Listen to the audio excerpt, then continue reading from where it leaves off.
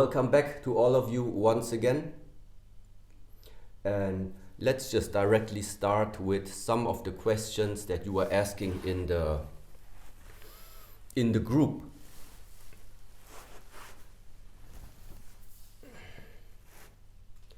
So Miaojian, what is going on? Okay, so the first question is actually how are you, Shifu? Simply like that. Are you happy with the growing numbers of students in this course? Is that the question? Okay, so I am actually very fine, but at the same time I can also feel that these are very, very busy times for me as well. So just for an example, this whole week we had a 6 days retreat going on inside of our monastery. So our visitors and our guests, they were staying here from Monday until just this afternoon.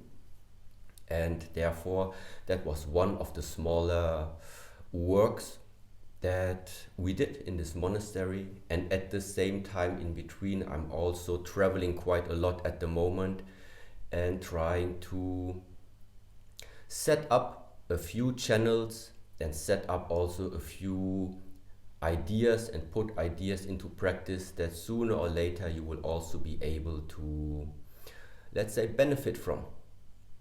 And therefore, when you now ask how is it with the online training, if I'm happy, it is just one out of many, many projects actually that I have. And just by reading over the comments and seeing inside the group how you're introducing yourself, actually yes, it somehow delightens me to see that there are actually so many people who are interested to know more about these methods and also have the willingness to then stick at least to this type of 1-year program. And already when after the first weeks or even just after the first months, some of you already can feel some benefits, well, then that makes me even more happy. Why? Because I know what's still going to come. And if the first month already has some positive impact on you, then then just thinking about what the future is going to bring makes me really happy. But at the same time, now that we actually are using this word already, sometimes in the Buddhist circles or when it comes to questions related to the way of life, at the same time, this is now my opinion, but I still tell you, happiness on the one side is also not what I regard as is nothing that I'm looking for. So happiness, it depends on how you are understanding this happiness right now. That's important. But I just explained when happiness is related for you in terms of a positive emotion, or let's say if happiness has something to do with an euphoric feeling. So meaning happiness is something for you out of the ordinary, then I would say this is not something that I'm looking for. It's not something that I'm searching for. And why? Because if it is something out of the ordinary, so for example, if it is related to an uprising energy, or if it's related to a feeling that is uprising, that is uplifting you, then if you watch carefully at all and listen to all the different types of teachings that are existing, if there's something that goes up, there will be something that is going to descend.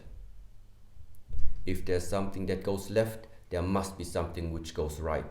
If there's something which goes inside, there must be something which goes outside. If there is something that you call happiness, then there must be something that you call sadness or unhappiness. Happiness, unhappiness. So I'm not sure if this is the main driver of what I am trying to also share with you, and what this path, this journey is leading to or is directing to. But there is indeed one word which describes the state of the mind and also the state of yourself, probably more precise.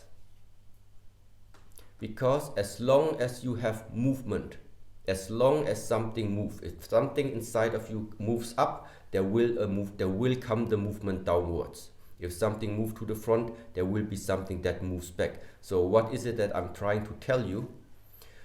It is about finding and discovering something about yourself which doesn't move. It doesn't move if somebody gives you a compliment.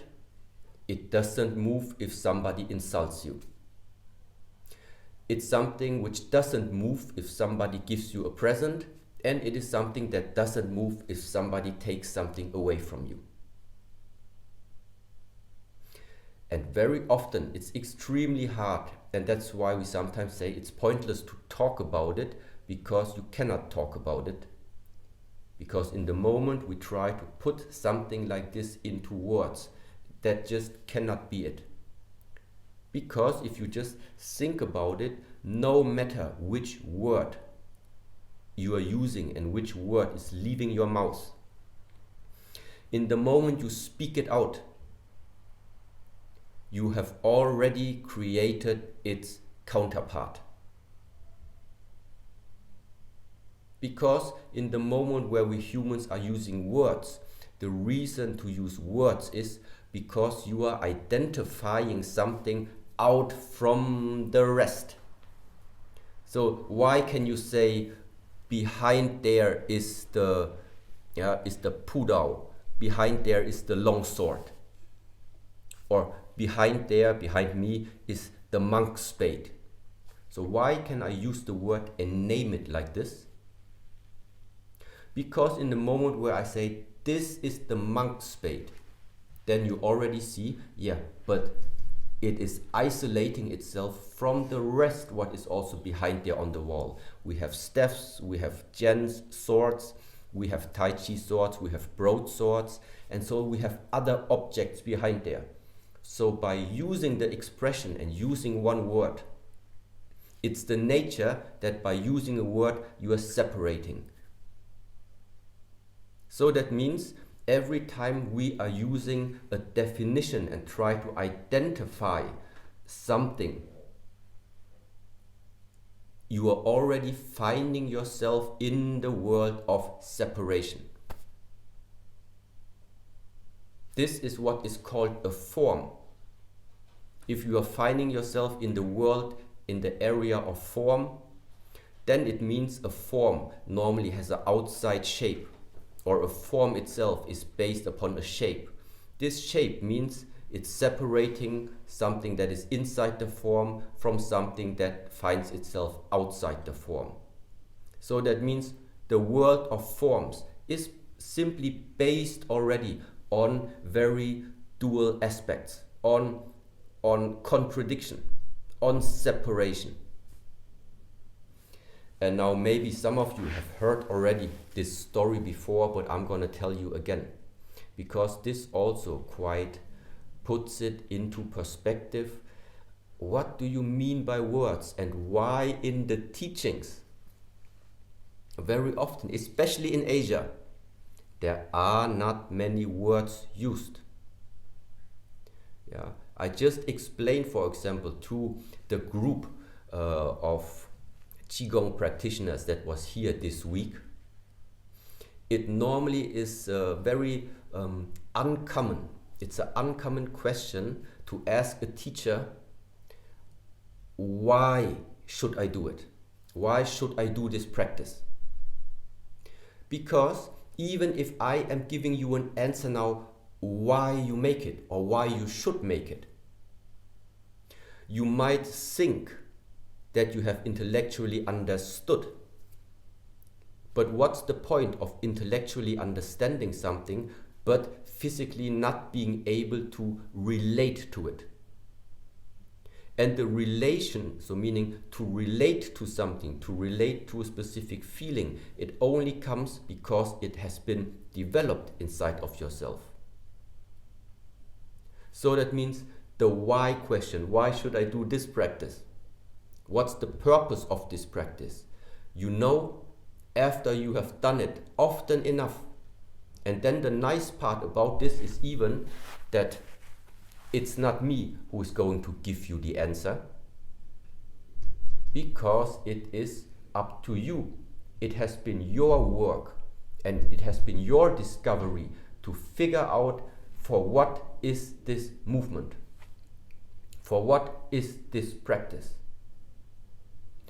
So this is also one way of why all of these practices and the way of how I try to share these things with you, it is about self-mastery on the one side, but especially also about self-discovery. You are here, all of you, you are here on this earth in order to spend the rest of your lifetime that you have still available right now, in order to discover, in order to experience, in order to widen your horizon, in order to take in as many perspectives as possible and try to grasp for yourself, why are you here?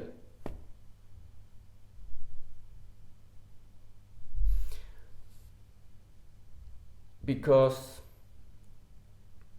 of course everybody has his own ideas and his own expectations, but it's always repeating over and over again. We are now a small group of dedicated practitioners who are trying out different methods, being located here on our Mother Earth. This small Mother Earth is embedded into a bigger system of other planets. This system is embedded into something that we call a galaxy. In our case, it's the Milky Way. This Milky Way is one out of other many existing galaxies. So the point is, it's getting pretty big over there. And whatever created all of this, whatever forces are existing in this complete universe, why would that force ever care about fulfilling the expectation about one person's view upon how this world is supposed to be? This nature, this world, this life, it's not here to serve our personal individual expectations and views, how we imagine things should be. It's the other way around. We are very small ones trying to figure out with open eyes and open mind what this nature, what this universe has there to offer to you. So that means the path of discovery, to constantly look out already with the state of the mind, knowing that you know nothing. Knowing that you know nothing. This is a very, very essential point about also now when it comes to all these methods that we are practicing. Because you don't know for what it is. That's why now we have practices, and when you make the practices, afterwards you know. So the path of all of this is do it, then you know. Don't ask why before and then assume that this is the answer for your question. It's not like this. We know things because we have done them. And yes, indeed, this is very, very profound. On the one side, it's very profound, but it's difficult to constantly remind yourself again that, yes, that's it. I'm not a big man. I'm not a big man, I'm not a big woman, I'm just along the way of finding out more things that then afterwards can enrich my life. And sometimes it's not even only necessary to know what you want. It's also a very essential part in this world to also discover things and start to learn what you don't want. So no matter what we are facing, it's always some new discovery to know something more about yourself. But coming back now, so the why question is something we normally do not ask in the circle of martial art practices, and this is also the reason why always in between all the methods, each method that I share with you in the month, there are 30 days in between. And 30 days is like the smallest cycle, let's say, the smallest cycle to program your body, to program your mind, and to condition yourself that a new type of software starts to enter into your flesh and blood. So because especially when later on you are maybe more interested inside practice in Kung Fu or practice in Chi Gong, and then the teachers start to show you every week, maybe show you a new movement or a new form, and then afterwards maybe you have 10, 15 forms, then somewhere comes the question up, how can I remember them all? Well, you can't. If you try to remember them all, it's not going to work. So that's why, how do you make sure that this knowledge that you are receiving there is not staying in the field of knowledge and understanding? You do it by bringing it into your flesh and blood. And this is done when you receive a new method to use so-called cycles. That means dedicate 30 days, morning, afternoon, evening, or even 2 times per day. So the important part is that for 30 days, you just do it. Just do it. So without any break, without any excuses in between. Because this is then afterwards going to be the time where you don't need to remember anything anymore. It is your body remembers. It's your body starts to remember it. And then this is it, what makes it possible that there are masters where you ask, how can they keep all these informations and how to walk so many forms? How can they keep this in the mind? They don't keep it in the mind. They keep it in the body. Because the methods, the movement, it has become part of their body. The methods, the way how to move, the principles of how you are supposed to move. It's not a principle that you need to think about it. It is a principle that your body has started to understand and therefore just expresses it naturally without the thinking aspect coming in. Yeah, and this is the reason why also, I don't know, maybe you have seen other courses before or anything like this. I definitely chose in the development and talking also with my former disciple, with my former master student, when we created this course. There are many things that I could have shown you which are very nice and they look attractive and and they are maybe funny and things like this, but I chose to make it, number one, simple, and at the same time also it's one method, and just use this one method 30 days long. Because afterwards, if you do it like this, first of all, I don't need to answer too many questions anymore, because you will just answer them by yourself. But most importantly, what then also comes in is that these methods really slowly start to change something about you. And why do they change something about you? Because you have just invested 30 days of your lifetime into a certain practice. Practice, action makes life. It's not the knowledge about what is good to do and not do it.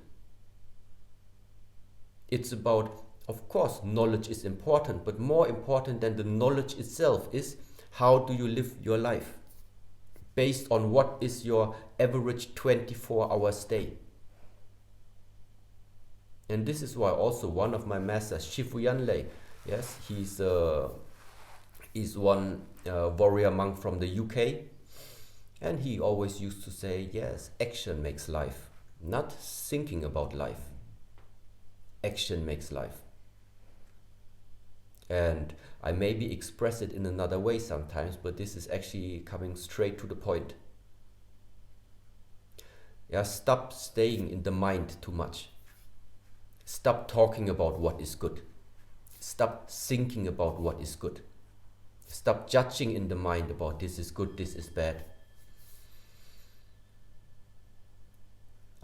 And now I know again, how we actually came to this topic about the words.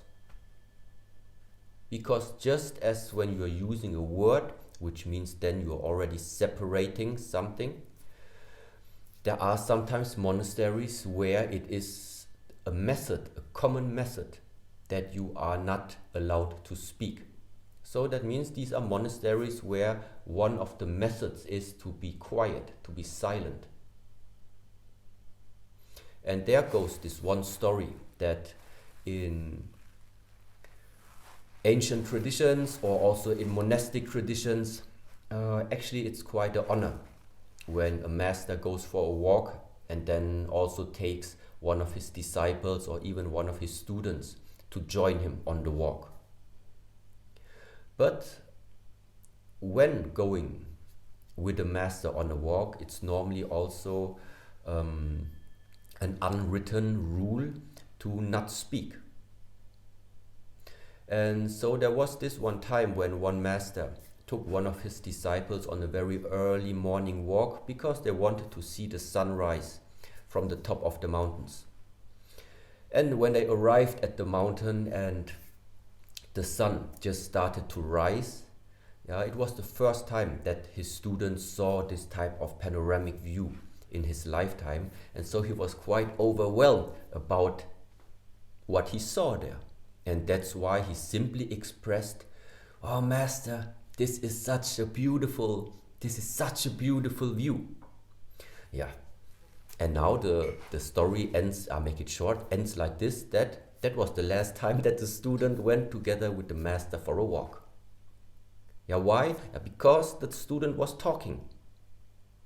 Yeah, and now with the Western mind, let's say, you maybe think, I don't understand. He just talked the truth, and now he gets punished for talking the truth. Yeah, and that's exactly the point, that he was not talking the truth.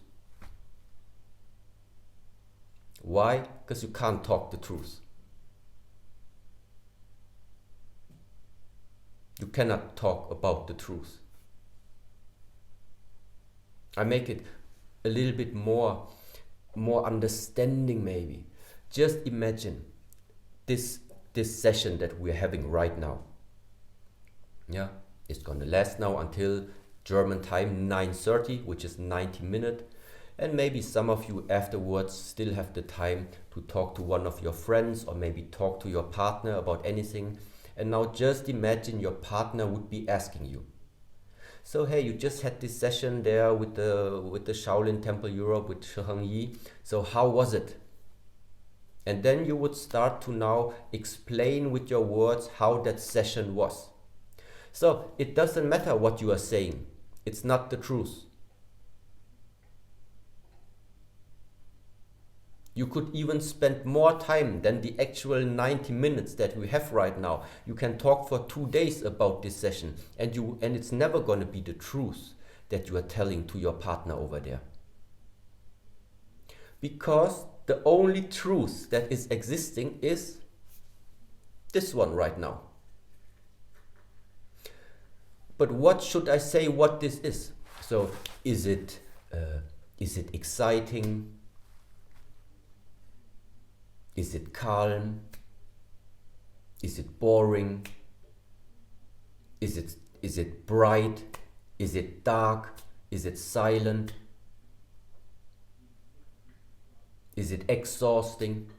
What is it at the moment? Yeah. When you are quiet, so that means when you are silent in the mind, it could be everything. It could be everything and nothing of everything that I just mentioned. But in the moment where you just say, that session was beautiful, well, that's only your perspective.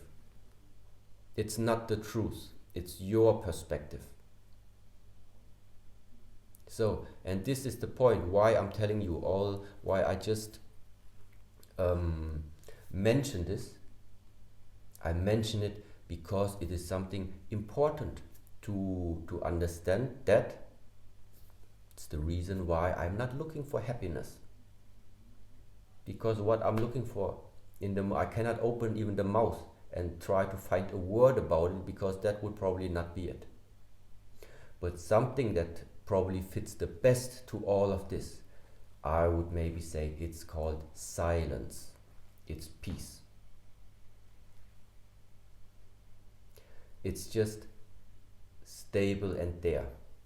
It's not moving upwards, it's not moving downwards, not in, not out, not left, not right. It's just there all the time. Just because it's empty, that's why it can be full at the same time. Because everything comes from nothing. Everything comes from nothing. If there's already something, it cannot be everything. Only because it's empty, the possibility is there that it could be everything.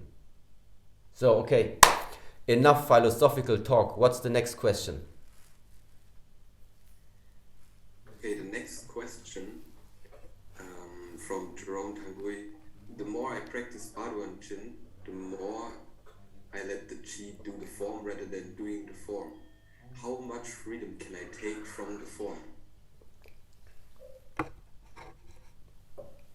If you want freedom, you need restrictions. I think that was one of the first videos that I somehow published when I started to publish any type of online videos. If you want to have freedom, you need restrictions. The same principle applies to the Wu Song, the 5 relaxation methods that are also available there. If you look at the Wu Song, at the exercises itself, they are called the 5 relaxation exercises, but if you look at the exercises, how they are performed, they don't look relaxing. The relaxation starts to hit in afterwards, after you have dealt with the tensioning part. So, of course, the exercise is called Wu Song, the 5 relaxation methods, but how do we get there? We are not getting there by, I want relaxation, so I try to do relaxation. No, you want relaxation, you do relaxation. This is somehow too much one-sided, or let's say it's too much double-weighted. This universe is yin and yang. Only both sides are going to complete the picture. So that means you want relaxation and you directly approach relaxation. That's the wrong approach. You want freedom and you directly access it by approaching it through behaving like too freely because you think you're free. It's also the wrong approach. So when it comes to this question right now, how free can you be? as free as the structure allows. Which structure? The structure of your skeleton, the structure of your body. Yeah, so Baduan Jin, in the way how I am teaching it and in the way how you find it out there right now, you can make it very simple. The way how I am sharing Baduan Jin for right now is just about opening the body. Baduan Jin has the emphasis in opening and stretching of the body. Number one, you need to stretch upwards. So it's a vertical stretch. It's a vertical stretch of the body. So that means you need to really open and stretch and push the palms out. So also meaning like your palm, this one, so the hands are not supposed to be like this. They are open, they are stretched. The fascia is stretched completely. Also without this one, that's also not here. It's flat. So if I ask myself, so, and which one is the more comfortable position? Yeah, this one. Because it takes less effort for me to just leave the hand like this. But the body doesn't start to open, and your body also doesn't start to develop the openness if you are not able to really open. But before the body starts to open, it takes your effort to open it. And that also means before you are able to receive or to really get into the feeling of that now really feels free. The real freedom is then there when it somehow looks like that an average person would be completely feeling restricted and limited in the situation in that you are finding yourself right now. So the freedom is then there when you can still feel free despite that all the circumstances and conditions look like a normal person would never ever feel freedom in such a circumstance. And this is the reason why here in the monastery this has become quite a type of method in developing this type of freedom. Why else do we have strict eating times or strict training times? Why else are you not supposed to have a relationship while you are inside here in the monastery? You're not supposed to go out and making too many parties as long as you are in the monastery. It's not saying your whole life, because it's your decision, it's our decision to stay inside these temple walls. But inside these temple walls, one main idea of why we are actually restricting ourselves in so many ways. In the evening, other people, our friends, they can go out to cinema and do different types of things and go out and drink and have fun and all of this. Yeah, we don't. Why? Because when we feel, I don't like the word, but if we feel fine, if we feel peaceful, despite all these circumstances, it doesn't matter what time I eat. 3 times per day is fine. It doesn't matter if I have the music around me that I like to hear or not. It can be there, it's good. It cannot be there, it's also good. I can have a relationship, which is good, but I also can be absolutely fine just by myself. So in case there would be a relationship, the only point is it would enrich something more about my life.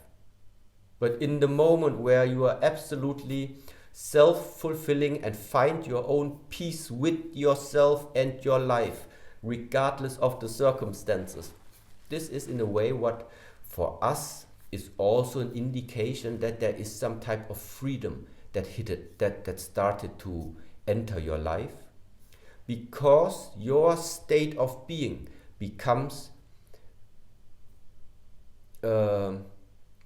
independent of circumstance.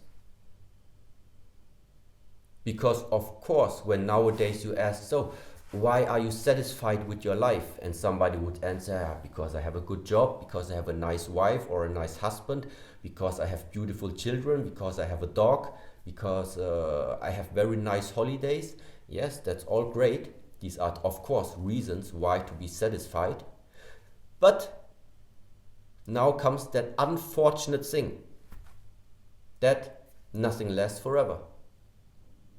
That this universe is a universe of change. And in the moment where you have something that can be attained, you also have at the same time it's created already that you're gonna lose it. If you are thinking in terms of getting, then already you create the losing. Where there is nothing to get, there's nothing to lose. And once again, we jump back again to the initial thought about no upward movement, no downward movement, no moving to the front, no moving to the back, no like and no dislike, no good and no bad. They exist, these things, in your mind. The question is if this is the world and the way of thinking pattern where you would like to spend more time in. And the problem simply is that if this becomes the pattern of thinking, that we have preferences. Preference is like choice. And choice means if you are choosing the left way, it is the natural human mind that we're going to cry about the right way one day. And if you chose to walk the right way, you're going to cry about not walking the left way. So choice is nothing good. Or choice is not only related to that, the freedom of choice. Sometimes it's really nice, and this is the part again, how in the monastery, why we have so many rules over here. Because with all these rules, you have no choice. If you want to stay in the monastery, you have no choice what to wear. You have no choice what haircut you have. You have no choice what to eat. You have no choice at what time you want to train. You have no choice to go out whenever you want to. Why? This choice has been taken from you. You only have one job inside this monastery. Learn how it is to simply put all your energy into whatever this 24-hour day challenges you with or gives you. There is no time to decide between I want or I don't want. Even if you don't want to make this training now, it doesn't matter. The only one who is suffering is you. Because the truth is, the training is going to happen. It's just the same like, many of our disciples, they don't want to wake up in the morning. But it's not going to happen. Because there is simply no choice. And sooner or later, the mind is going to give it up. The state of being, how free they feel, it's not going to be dependent anymore on what time they wake up. They wake up, they wake up. They eat, they eat. They train, they train. They are chanting, they are chanting. They make the ceremony, they make the ceremony. There is no time in between to think. Is this good? Is this bad? Should I make it? Should I not make it? Do I want this? Do I not want this? No. The point is that here in the monastery, what you learn is action makes life. And once you get this type of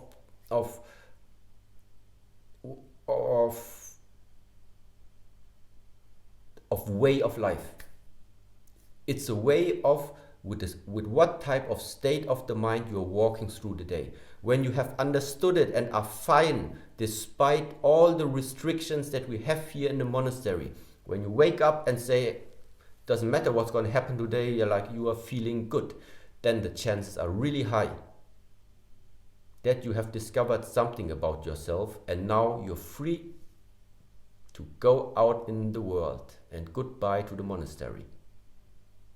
Because then the restrictions of staying here in the monastery have developed something inside of you, and now you're free to go. Of course, there are people who decide to stay. But the least of all of our disciples and the least of the humans that will ever come to this place here are going to stay here. And this is also the reason why none of you, need to become a monk. You don't need to live in the monastery or anything like this to take benefit out from all the practices that we are sharing there with you. It's not about is it better or is it not better to be monk or not monk. So the thing is simply like this. It's all about consequence. If you spend 1 hour on a certain practice only per day, you get the benefit probably only from 1 hour training. If you spend 3 hours dedicated to a certain practice, the chances are there you get the benefit of a 3-hour training. If you are spending and investing your 24 hours day for a 2-year period in saying, this is the time I am investing right now in myself, in order to develop myself, in order to get rid, first of all, of my own personal problems and clean myself up. If you have dedicated time for yourself, well, then it's quicker that you clean yourself up. But if at the same time you have a family, you have different jobs, you have different obligations, you have different hobbies, you have many friends, you have many distractions that are taking your time, then what it means is you don't have so much time for yourself anymore to bring yourself forward first. Strengthen yourself first. Cultivate your mind first. Discipline your mind first. Become responsible for your body and your mind first. Because if that responsibility, if that care, if that love, however you call it, whatever you say there, if you don't have it, you cannot give it. And this is the reason why it's about cultivating yourself first. Because then you are going to become something very, very valuable and something very precious for your surroundings. Because they feel something about you is different. But if you cannot solve your own problems, how do you want to solve the problems of others? That's why it always starts with yourself, and this is why it's called self-discovery, self-mastery. You don't need to master other people. Master yourself first of all. Take everything that is related to this lifetime into your own hands without outsourcing this to too many different stations. So, and in order to do so, you need to know about your strength. You need to know what you are capable of doing. And many of these methods that you will still encounter now in the upcoming times, this is what their job is.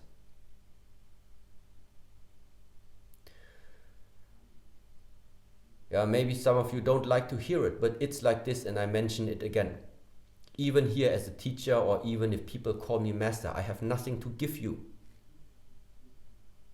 I am not here to give you anything. Why? Because I can't give you anything because you already have it. The thing is, you already have it. You only need somebody who sometimes reawakens you, who sometimes re-guides you, who sometimes just makes you rediscover something about you. And that's why it's never the master or the teacher who is like giving you something. It is you have it already and you just rediscover it and bring it out again. But you have it already. That's why I can't give you anything. The only thing I give you, if you would like to think like this, then it's methods. And this is why methods and finding a good teacher who is in possession of such methods goes beyond if you like the teacher or not. Just as a short side note. Because it is very, very important to use proper methods. And sometimes the question is just like this. Either it's about sympathy for you or it is about growing. Do you want to grow or do you want to have sympathy? And sometimes it's necessary to just jump over the own shadow, just in order to get to the right methods. Doesn't matter if you like a teacher or not like the teacher. It's about the method, which is priceless.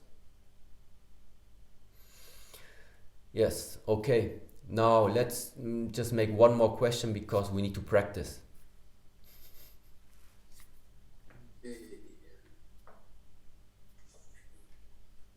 One moment, please. Need to reload the page. Can practicing movement with music create a false energy? When is it good to use as a tool and when does it become a trap? Yeah, people have different preferences when it comes to music. So why do you sometimes like a type of music and other music you do not like? It's because you're getting in resonance with some of it. To some type of music you are easily getting in resonance. To other type of music you are not easily getting into resonance. So the thing is, to have a preference once again, then you are finding yourself in this area once again of separation. To like or to dislike, to have a preference or no preference, or yeah, you are in this area again of judgment. Even if you don't name it like this, but having a preference means there is judgment taking place. Buddhist teaching is release that judgment. Remove it, this type of judgment, because elsewise you are going to miss the bigger picture. Judgment is separation. Separation is, it's like you're separating yin from yang. But while separating yin from yang, you're not going to get to the mother source. You're not going to get to the source of yin and yang. Because the source of yin and yang is balance, is harmony. It must be something where yin and yang are both still integrated and embedded inside. So if you are making a Chi Gong form, which now either sometimes it's a Buddhist Chi Gong form, sometimes it's also a form which maybe has Daoist elements, but no matter what, if you find out about the, let's say, besides the health aspect, if you are interested about the development of the mind or the spiritual development of these practices, then Buddhist Qigong and Taoist Qigong, both of them are about harmony. In Taoist it would be about harmony, and in the Buddhism it would also be about the way which is encompassing all of it. Therefore, yeah, it was a long speech again, but it's not helpful if you can only practice the Chi Gong to a certain type of music. You can only be in the mood to practice Chi Gong when you put on some music. The whole point about practicing the Chi Gong, about practicing all the methods, about mastering yourself, is because you don't want the music to master yourself. You don't want external circumstances to take effect on how you feel. You want to be the person, the only person who is responsible for making sure how you feel inside. And that means you cannot, with already small things, depend on what type of music you're putting there. In the beginning, if it's easier for you to get into a certain state of the mind where then you are more in the mood to practice, okay, then get in the mood first and then afterwards turn it off. But don't depend on always connecting this type of practices with music. Yeah, because especially later on, even if you put on music, it won't help you. Because the practice itself is where your concentration needs to be. It's about self-discovery, it's about self-mastery, which means you need to stay with yourself. When you are standing in different positions, when you make the breathing exercises, when you are making the sensitivity exercises, when you make everything that's gonna come, you need to stay inside of yourself. Your awareness, your attention must be with yourself. It shouldn't be with something outside from you, listening to music. The whole point about all the first 3 months of practice is spend more time with yourself. Spend more time with yourself. Find the enjoyment already in yourself, not in something that lies outside of you.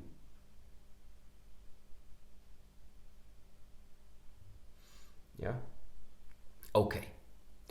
So then I would say you can all have now just 1 minute, maybe if you want, take a sip of tea or drink some water, because then we will continue just with some practice. Another section of our form that we started in our first online session, it's called Chi Gong Rou Quan.